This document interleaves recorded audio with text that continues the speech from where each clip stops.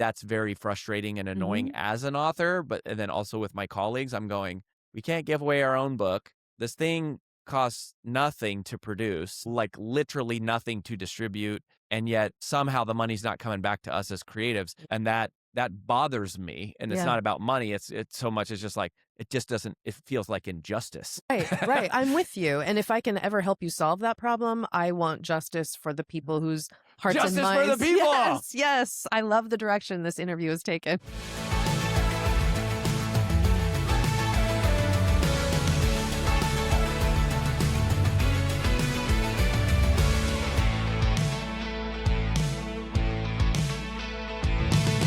How do you make money with audiobooks? And what makes a great audiobook? What are the mistakes that most audiobook authors make? And how does the whole industry of audiobooks work?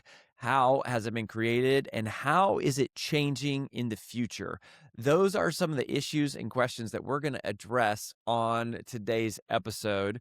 And it's not often that we bring in outside vendors, but in the case that we meet someone who is a real expert, and especially when it's someone that we have hired personally and benefited from, we want to introduce you to them. And today that is the case with our good friend Tavia Gilbert. She is one of the most world-renowned experts on audiobooks. So let me read a couple of things from her formal bio. So first of all, she is a Grammy-nominated, award-winning voice actor, producer, and creative director. She was the creative director for mine and AJ's Wealthy and Well-Known audiobook, which is phenomenal, I might say, if I can.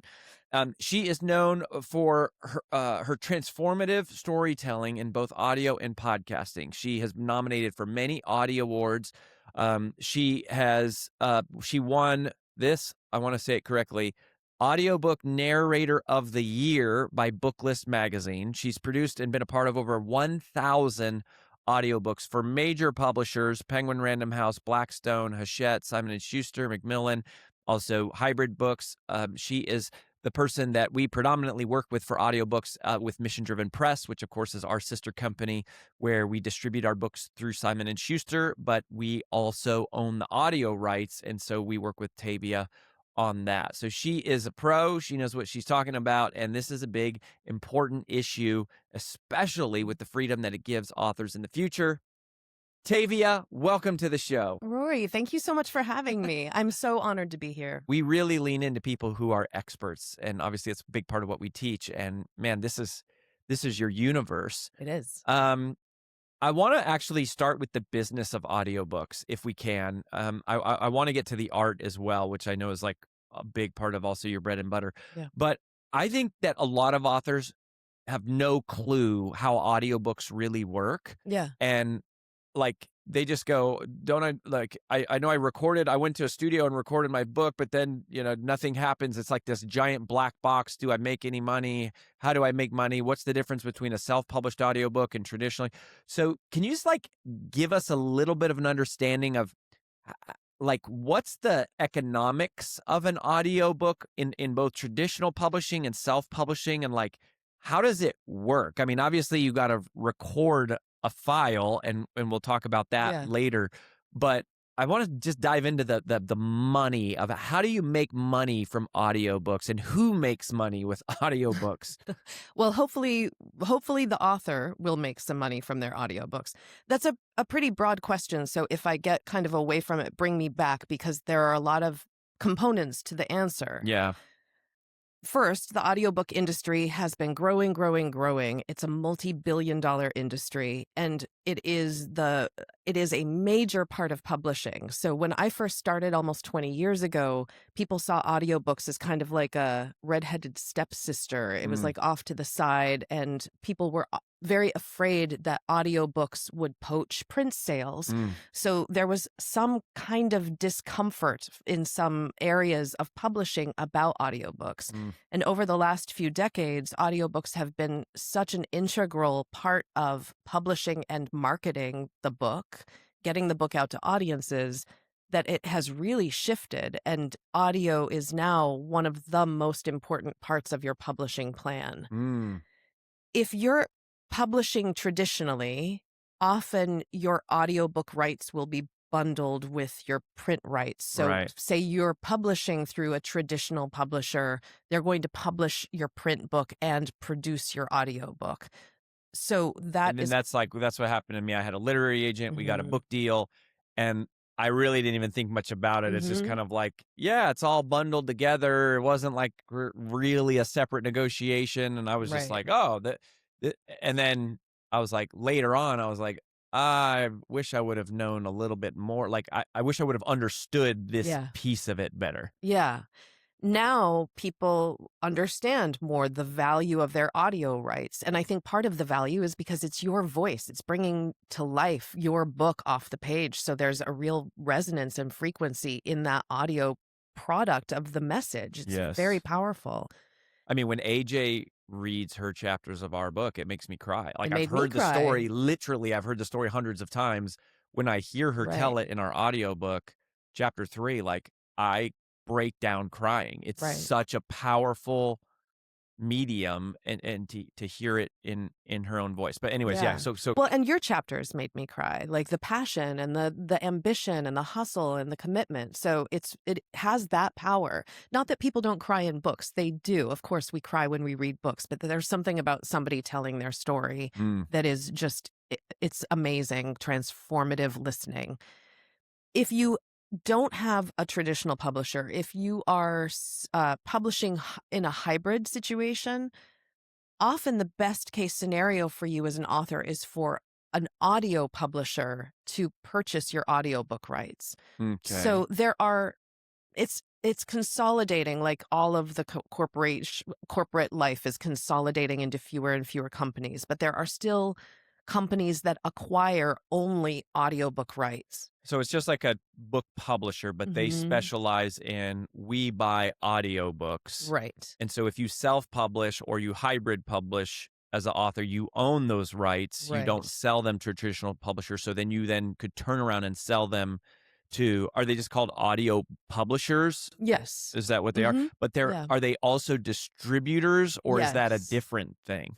Yes. So if you were hybrid publishing and an audio publisher purchased your audiobook rights, they would pay for the production expenses Mm. and they would distribute that audiobook. Okay, so that's a positive thing because Yeah. there's production expenses, Yeah. and that's that. So they're going to pay those expenses. Now, are they usually paying in advance?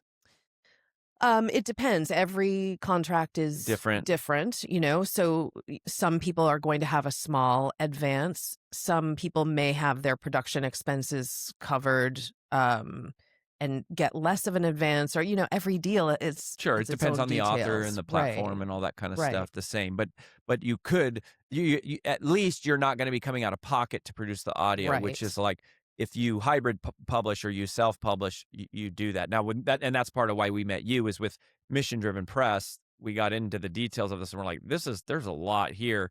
Yeah. It's better for authors to just, they can just pay us and then we take care of this for you. Right. They still own the Right. rights of it, but like we solve the problem of the production because the production is a little bit easier, I feel like these days. I mean, it's more common that people have microphones and like studios and even though when you do it, you're doing like a real sound studio. Yeah, and I think one of the dangers, and I don't know if you want to move away from the economics yet into the production. They're linked. It's a related conversation, but there's I find that often people have a DIY sort of mindset about their audio, and I think that's a real risk and a real Mm. problem. Save that for later. So Yeah, yeah, stick around because I definitely want to get into that. yeah. So let's go back to the landscape of the space, the Hmm. industry. So I can I I can sell my rights to an audiobook publisher. This would be like Blackstone, right? Is what Hmm. you're talking about. If Yeah, you're one of Blackstone, Tantor, something like that. That what's the other one? Tantor. Okay, I'm not even familiar with Yeah, them. But yeah. Or Blackstone. Recorded Books is a big publisher related to Tantor. So there are audio publishers where you can sell your rights. And then again, they're producing it. Do you need And a literary agent to do that, or usually authors are just kind of like going direct because there's not a lot of money here, and right, and, and there's it's rare that you get a big advance for right, audio, right? right. Right. So an agent, literary agents probably are not as much drawn to this space. But I think that you probably are going to have more success with an agent backing you when you're trying to sell your rights. But Mhm. as an independent author, you can certainly approach companies and hope that they will acquire your rights. Audible may acquire your rights. So a trade magazine that's a really good tool and resource is Audiophile magazine. It's the audiobook magazine. Okay. And if people get familiar with that magazine, it tells, there are articles and ads and reviews, and it's the industry of audio publishing. So that's how people can maybe discover who those companies are that are acquiring rights, who are the audiobook publishers that are exclusively dealing with audio, not with print. So I definitely recommend people get familiar with So Audiophile. if I sell my rights either as part of a traditional deal, or I figure out a way to go direct, or I get an agent to just do my audio rights if I'm hybrid or self-published, then they're going to publish it, they're paying for the expenses, and then they're going to distribute it, meaning they're going to take the audiobook and they're going to make it available in Spotify and iTunes and Audible and places like that.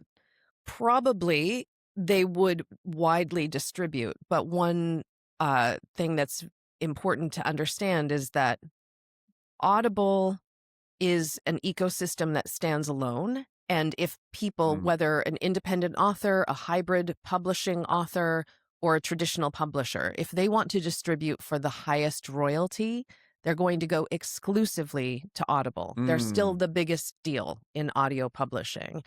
Spotify's coming up, really trying to compete with them.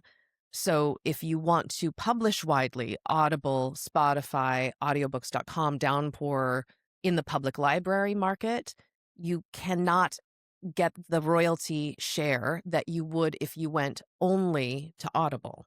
So, and when you say only with Audible, you're talking about an Audible exclusive, which means that Audible is the only platform that people could hear your audiobook. Right. Right. So it's like that is an option that is like a self-contained option. And that's what a lot of my private clients are doing. Mhm. And they've gotten some huge, huge deals. Yeah. Right. It's Yeah. like, I think audiobook, when I hear audiobook advance, I tend to think like $5,000 or 10,000 or 20.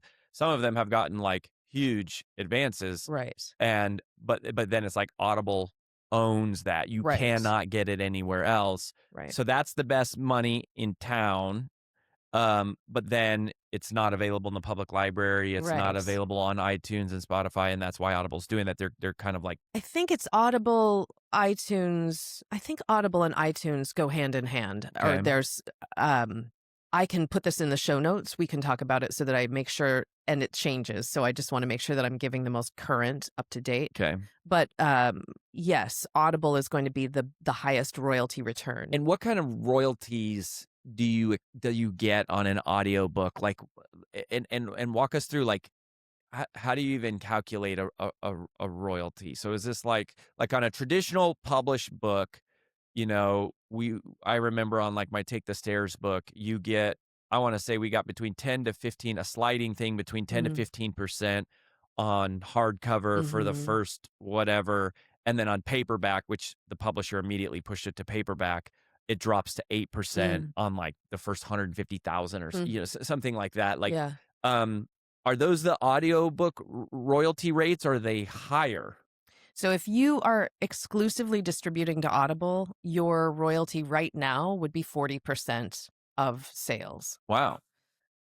If you are distributing to Audible in a non-exclusive arrangement so that you are also able to distribute everywhere else, audiobooks can be discovered and purchased, that royalty drops to 25%. Okay. So Just talking about Audible. right. If you right now, I work a lot with In Audio, which is another distributor. I can distribute a book through In Audio and it will push it to Audible and everywhere else.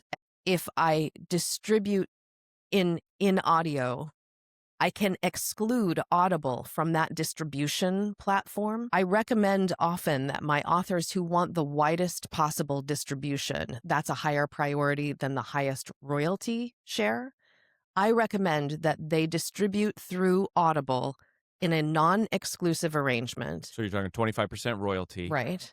And then they distribute through in audio, excluding Audible from that distribution Right. So option. so everywhere else, basically. Right, right. Yeah. So you're getting kind of the best of both worlds. Right. Now, part of when people hire you, you deal with all this, right? That you can Yes. part of your fee is just like you're going to deal with all this, and you set it up, and like you talk us through how do we want to do this. We agree on Right. a thing, and then you deal with like submitting it and doing all of that stuff. Right, because it can be a technical headache. It's annoying Yeah.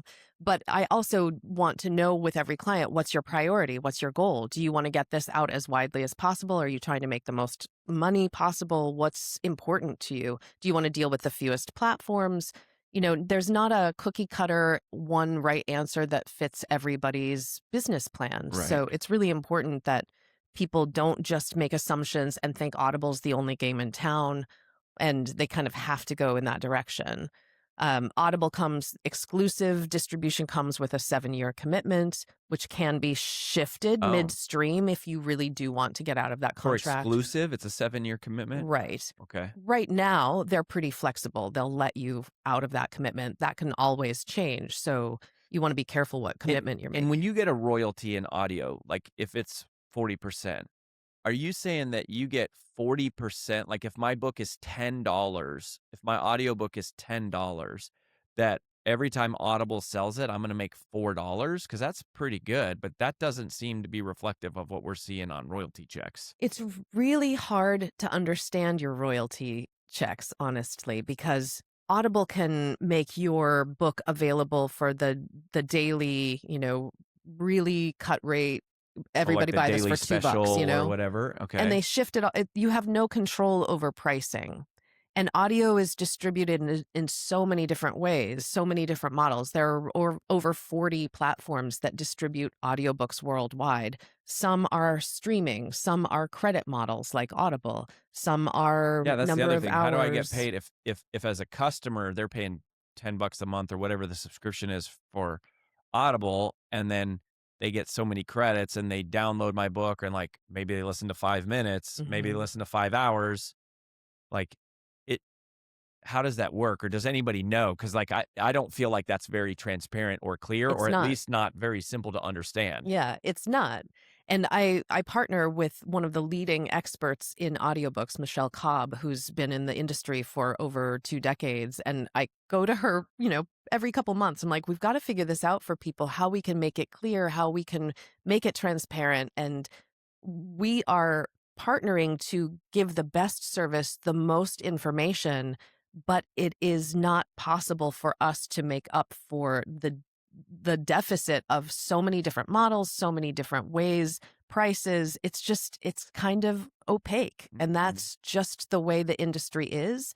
And right now, that's not going to change anytime soon. Yeah, so funny that as you say that, this is why we didn't do an audio deal at all. Right. We're like, we're going to hold our own audio cuz as a mission-driven messenger, right? So even at my level, I'm not getting huge advances. Right. And so the way that we think of our book is less of like, oh, we're going to make money off our book, and more of like the book is the lead generation tool Right. into our ecosystem, to which when people read our book, they go, whoa, these people know what they're doing. They can, help us with other stuff. Yeah. And it's always driven me so insane that I cannot gift my own audiobook. Like even Mhm. when I had a traditional publishing deal, I could at least buy my hardcover book at a discount. It was not a great discount. Right. It was like, 35% off. Like it's still paying a ton of money. But one of the reasons we did hybrid publishing on the print version was so that we could get our books at wholesale costs, which has been a game changer. Like Mhm. it costs me way more to give out a paperback version of Take the Stairs than to give out our beautiful hardcover embossed dust jacket version of Wealthy and Well Known. Yeah. So at least with a physical book, I can give it out. Right. But with audio, I'm like, this is crazy. It's air. Like, why Right. can't I gift this to people? And when you sell your rights, you give up that right. Right. Because they own the right to the book. And so that's why this time around we were like, there's not enough money showing up on our royalty checks from Right. our first 2 audiobooks, and I can see how many units are being sold, kind of. Mm-hmm. And I'm like, we're selling just as many units on audio as we are in physical, but the royalty check is way less. Right. And all we see is like a number, so there's like no transparency in the reporting, Right. but we can go, sold this many physical books, this many audiobooks. One was a check for this, the other check was significantly less, and I can't give it away. And Yeah. that was part of what also pushed us to hybrid, is going, this is insane. We're going to use the audiobook and sell it ourselves Mm-hmm. and just do it. So are you seeing other authors do that, or not really? Are people still hesitant to like say, I'm going to like control the whole audio thing myself? I think more and more people are picking up on the opportunity that audio gives them to connect, to be a lead magnet or a lead generator. People are getting it. And some audiobooks are now being distributed before their print. So that's kind of an interesting shift. Mhm. Yeah, But we did that. yeah, And to my knowledge, we were one of the first that really pushed that. But we yeah, gave away the audiobook for free and used that as a lead magnet to sell the physical copy, right. which worked pretty well. I think, unfortunately, publishing is a difficult business. A lot of authors know that they're not going to make a lot of money on their book. Mhm. And that for them, those who decide to move forward to put in the time and the blood, sweat, and tears of writing a book and getting it out there know that it's leading to something bigger than the book alone. Mm. And so I think that savvy and strategic authors have a bigger plan, and they understand the rollout at a certain time, what they're driving people to, how it all works. And I think that's not going to change anytime soon. No corporation right now I see is going to be benevolent and say we want people to be more empowered. We want creatives to have more of their revenue. That's just not the way the world works right now. Yeah, well, to that point, if you go to freebrandcall.com/podcast, that's precisely what we specialize in, is helping Yeah. authors create monetization strategy beyond the book, outside of the book, and turning it into other revenue streams. Um, and there's a part of me, like, as you say this, and part of why I wanted to have this interview is there's a part of me, you use the word benevolence. Mm. There's a part of me that's going, could Brand Builders Group ever get to the level one day of scale that we could solve this problem? Because we're selling air, and yet the authors don't Mhm. seem to be making any money. Mhm. And to me, that's very frustrating and annoying Mhm. as an author. And then also with my colleagues, I'm going, we can't give away our own book. This thing costs nothing to produce, Mm. like literally nothing to distribute.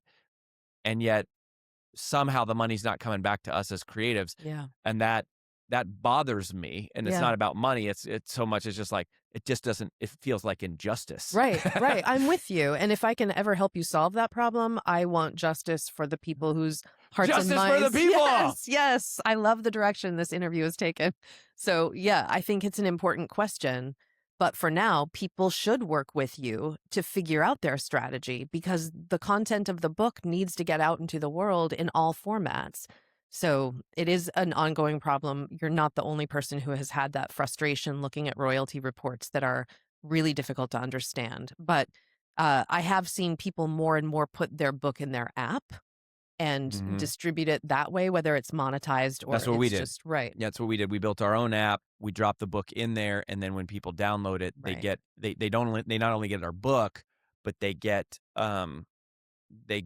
inside our app all of Mhm. our free content. Which if you go to freebrandAudiobook.com/podcast, freebrandAudiobook.com/podcast, you can get our audiobook for free.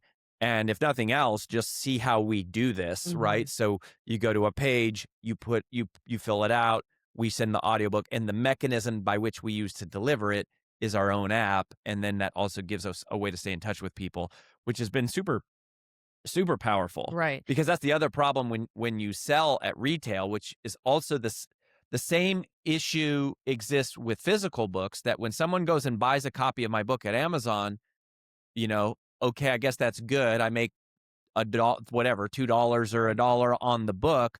But the more expensive problem is I never get the customer's contact information. Right. I Right. don't know who they are. And it's definitely that way with audiobooks, right? They just sort of like Mhm. disappear into the ether. But Mhm. when you own the rights, put it in your app, now all of a sudden I have a direct line of communication for them forever. And to us, I'm going, that's the more valuable Of piece. course, yeah. If you had distributed your audiobook through Audible exclusively, you would not have the right to distribute it in your app. So authors really need to understand that what that relationship and that commitment means. It's limiting. So Audible still, again, is the juggernaut. It's the biggest deal in town still, but But that's it why they're paying more money, is right. they want control over it. But what Mm. you're saying is I still could distribute our audiobook because we did not do exclusive. I could still have it on Audible and Absolutely. people could just go buy it. We've just, Yes. and right now we've said the only way you can get it Right. is through our app because Right. we just want to know who the people are. Right. But okay, let's talk about the art of it because this is important, and I know this is something you're really passionate about. Yeah. And I have to say, I'll start by saying, you know, I'm a two-time world champion of public speaking, and I thought, "Oh, I can just, like, pick up the microphone and just record this, Right. like, I do this for a living." And then I met you, and I was so empowered by the coaching that you gave me, and my first 2 books were traditionally published, Mhm. and I had an audio producer, but basically, they just sat there and said, "Oh, you fumbled that word, go back and re-record. Oh, Mhm. that pause was too long, we need to edit that out." Like, you did something completely different. My Yeah. experience with you was so much better. It was a completely different level, which in a way was very surprising to me because I would have thought, oh, the traditional publishers and my big fancy book deal would have come with Mhm. like another level here. So describe what do you think are the spectrums of what it means to have an audiobook producer and a creative director and Yeah. what are some of that intel? Yeah. Well, I loved working with you, and I'm really, really honored that I got to and that it made a difference in your experience. I served as the audiobook producer, so my company, Talkbox, from end to end, from your manuscript to talking and consulting around distribution.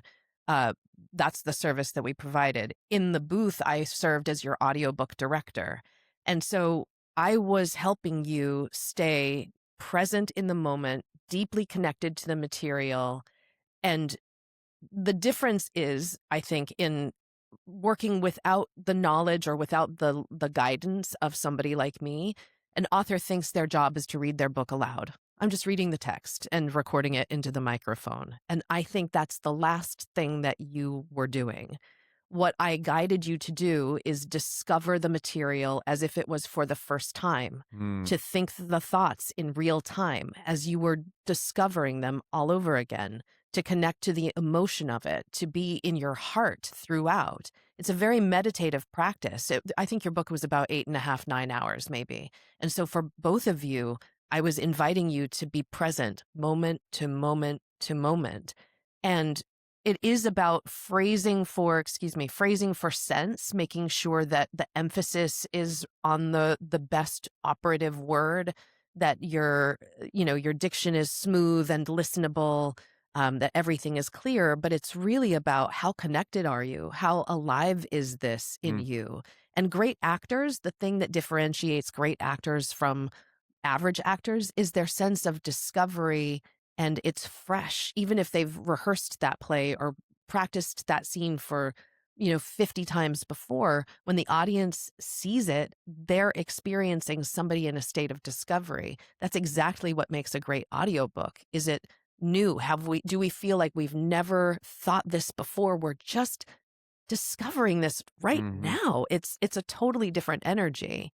So And the mistake I made as a new author was I read my audiobook. The mhm. thing that I did with as an experienced author and with your coaching was I didn't read the audiobook, I performed the Yeah. audiobook.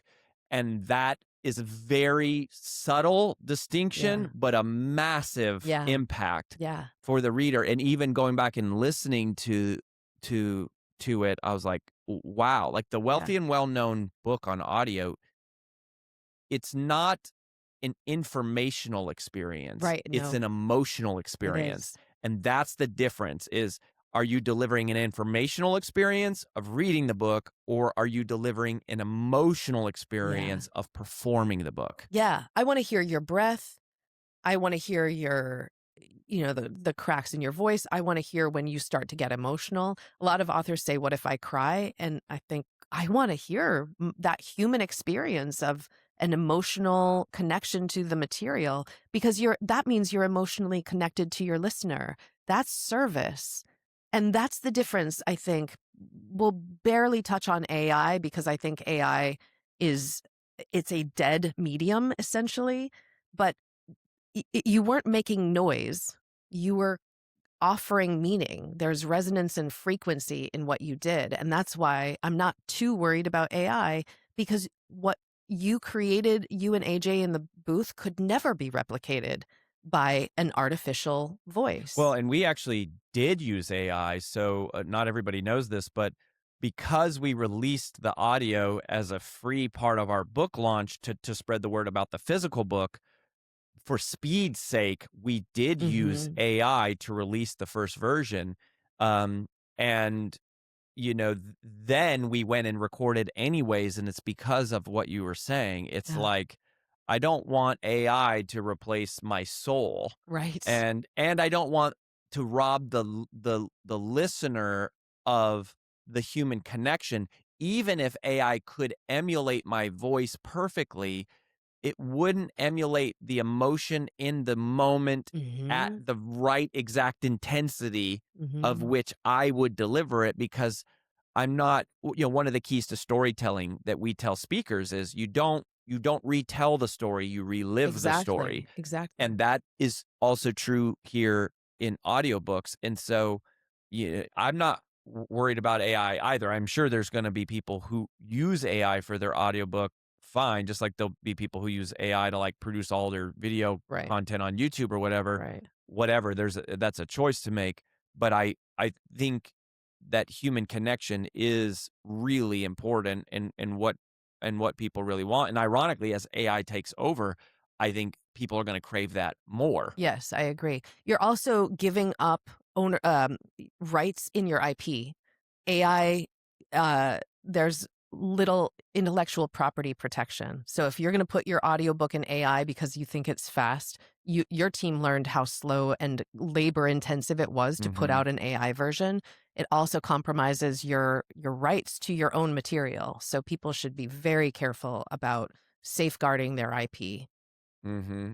Yeah. So, The what other tips do you have for, reading your audiobook, or let's say performing the audiobook, Mhm. since we're establishing that as the standard? Like, what are some of the mistakes that authors make when it comes to actually delivering their own material over audio? Yeah. The first step is not recording in the proper environment. You want the best quality audio. Obviously, that's the medium. So you want it to be um, the right sound for audiobooks, which means not recording in a music centered studio. When you record an album, when you put out your next country album with your Mhm. songs, Yeah, I've been working on writing. I I have been know. using AI to help me write music because I can't perform music. Yeah. You want the sound of the studio around you. That's part of the environment. For an audiobook, you don't want to hear the environment. It's just the voice. So Mm. people need to record in a proper studio that is ready for audiobooks. When you're actually recording your book, one of the most typical mistakes or things that authors do that deflates the energy is to have an up inflection. So if you're reading your book and you're sounding like everything is in a question, it's not empowered, it's not specific. And I hear this a lot with all levels of readers, but especially new readers. They're asking the question, so you really want to plant that idea in the ground. That is specific. That is something powerful, right? It's a very different sound. So if you want to hear yourself So and if I read it like this, that makes it sound like a question, yeah, versus I go, I'm saying it like this. I want you to be That's a wealthy and well statement, that's a known. directive. I want you to be wealthy and well known. You mean that. That's something I always think of. It's like you're planting that stake, you're planting that seed. Hmm. So that's one thing that somebody can listen back to their own sort of test and hear, where am I using that up inflection unconsciously? And how can I change that to make it grounded? Yeah, and that's what's powerful about having you sit there, listen in real Yeah. time is like some of that's hard to hear. Sure. Like as I'm trying to read and I'm trying to deliver, I can't also be listening and editing my voice at the same time. That's where it's helpful to have Right. like a producer, or I guess you would call that a Yeah, director. director. Another big tip is paragraph breaks and punctuation are your map. So Mm, when you're narrating your book, you're following your own punctuation, your own phrasing. We don't speak in sentences. We speak in phrases. We speak in grouped thoughts. So just because there's more text on the page doesn't mean you need to read like a freight train that's just at a pace and it's just continuing to go without a break. mm. There should be pauses for thought, pauses for breath, and paragraph breaks are a big shift in time and space. So you really want to land each thought at the end of the sentence, let it have its moment and fall to a close. Begin the the next sentence when you're ready. And paragraph breaks go somewhere totally different. Mhm. There's a shift there. So it's all about pacing, phrasing, tone. This Um, was another thing that I learned from you about audiobooks was that the punctuation for an audiobook is different than the punctuation for a printed book. mm, And you actually took our manuscript and laid it out differently in certain parts mm, and broke it up in certain ways to emphasize that you wanted it to be read aloud differently with different pauses and enunciation than it would be read quietly through in a physical book. mhm, Also, you caught a lot of stuff related to like calls to actions mhm, and instructions and URLs that occur differently when you're looking at it on a page versus hearing it in the ear. mhm, And you took our manuscript and really like analyzed all of that and came and presented our own manuscript differently. Like there was a lot of work actually that I overlooked or undervalued how much work there would be in prepping a manuscript that was already done, which you wrote. which I wrote, but prepping that for an audiobook read. There's actually a lot to that. Right. Yeah, there should be. We're, prepping that manuscript, looking for vocabulary. Does are we pronouncing everything correctly? And just because you've written the book or cited those studies or interviewed those scientists or authors or experts doesn't mean you've thought, how do we pronounce their name? But you want to Mhm. honor them by being correct in all of that vocabulary. You want to translate the visual components into text or decide this is not translatable or it would be awkward. That needs to be put in the bonus PDF. I'm working on a very, very long audiobook coming up. And so we want to be thinking, how are we going to keep the listener's attention for that many hours? Do we need to break it up with a little bit of a music cue? What's going to be enhancing the experience, not irritating the listener? A vocal performance, especially in fiction, how are you going to sustain a character voice that's, Yeah. for hour upon hour?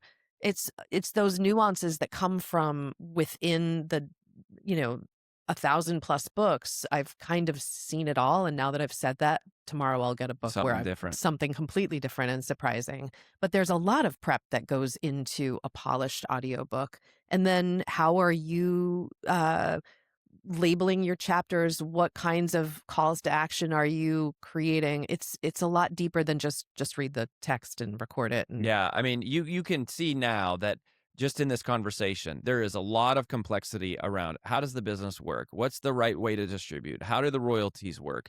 How do you prep the manuscript for it? How do you prep yourself for it? How do you mm, deliver it? How do you edit it? All of these things. That's the difference between there's producers, there's direction. You also function as an audio literary agent in a way for mission mm, driven press authors, right? We can work with you and then setting all that stuff up. And mm, that's one of the things where we were like, you know what? If someone's a mission driven press author, we're just going to say, we can solve this problem for you without stealing your rights. Yeah, yeah. Like we'll just, we pay a fee to you, you take care of it, but then the author still maintains control of their IP and stuff, which is important. But anyways, if you've got any of these questions, if these things are curious to you, Tavia is available for you to talk to. She is one of our recommended vendors. So if you go to freebrandtraining.com/audiobook, freebrandtraining.com/audiobook, you can get in communication with her. We'll have her contact info there. You can, ask her stuff. She can send you some of these things that she's talked about. So check that out, freebrandtraining.com/audiobook. Tavia, any final thoughts that you would want to share with somebody who is currently thinking about an audiobook, working on an audiobook? What would you leave us with? Yeah, I think the most important message for me to put out into the world is that your voice is your birthright. You are here to use it. When you're born, the first thing that you do is use your voice. I believe that's for a reason. So I think that audio is spiritual. It furthers your mission and deepens your impact. And it is a transformative superpower. So I'm honored to have worked with you and heard your voice in my ear for several days. And, your sound waves are going out into the world in perpetuity, impacting. And that is something that I hold so close to my heart. So audiobooks are not just a nice thing to have. They're a profoundly transformative vehicle for change. That is beautiful. And your message matters. That's why you're here. We refer to our audience as mission-driven messengers. If you're getting value from this content, this podcast, please make sure to share it with somebody else who you think can learn from it. We'd love to have your comments, your feedback, your ratings, and your reviews wherever you listen to this show. Please let us know how we can continue to serve you. I hope and trust that this information, this interview was valuable. We'll catch you next time on the Wealthy and Well-Known podcast.